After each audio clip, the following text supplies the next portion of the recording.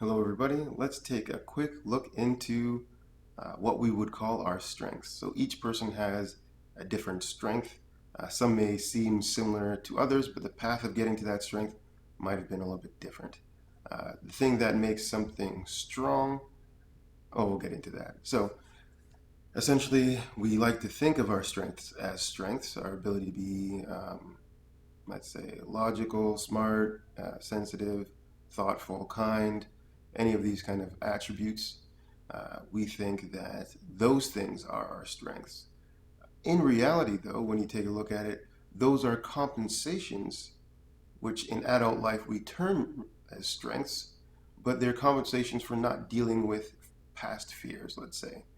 So there was a situation when you're younger and you didn't know how to deal with it. Therefore, you said, well, if I become strong or sensitive or wise, whatever it is, then I will not have to deal with that feeling of discomfort that happens when I don't do that.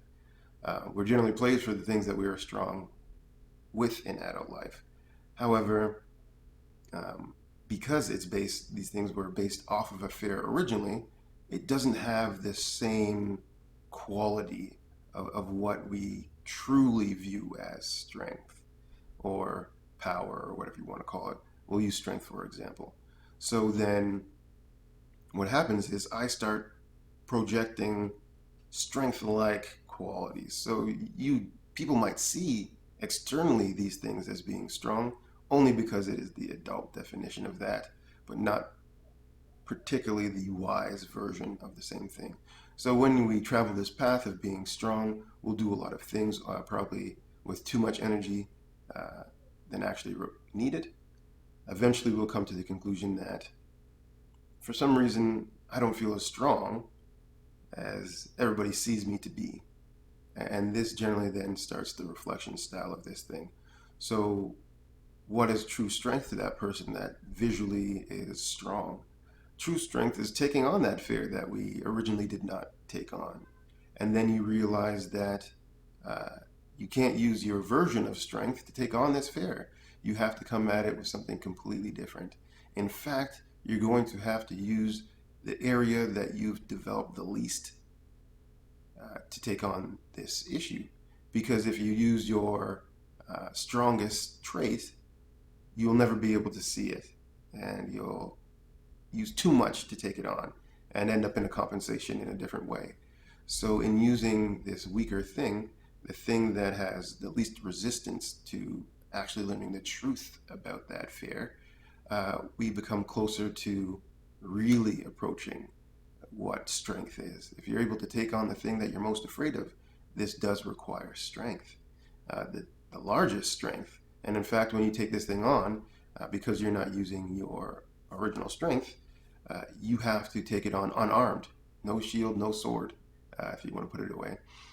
And when you take this thing on, a whole new process of life happens. You then gain insight to the thing that you felt like you've never had, but always been seeking.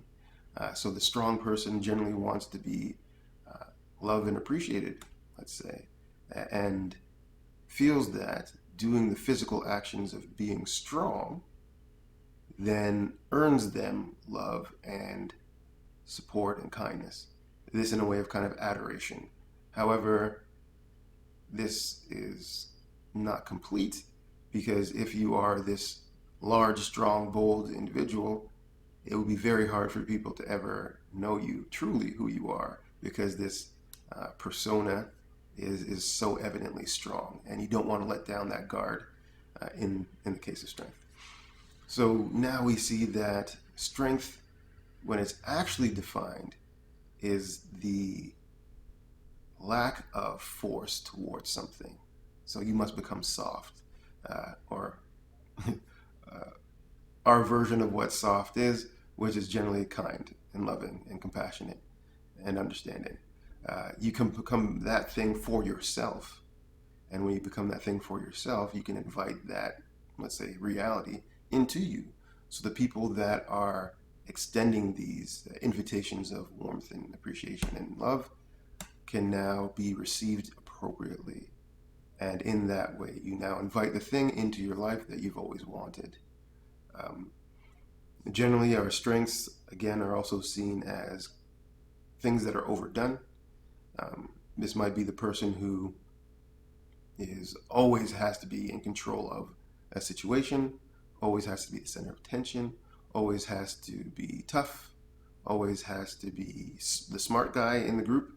Generally, we attach them to our positions or social roles, and in this way, it's easier to force ourselves to keep on the mask of strength, whatever that looks like for us.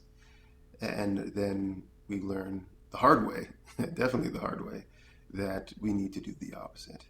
And in fact, in this way, people that might take on the characteristics that we're truly missing will feel and see offensive to us because we don't want to accept that version of ourselves or that part of ourselves.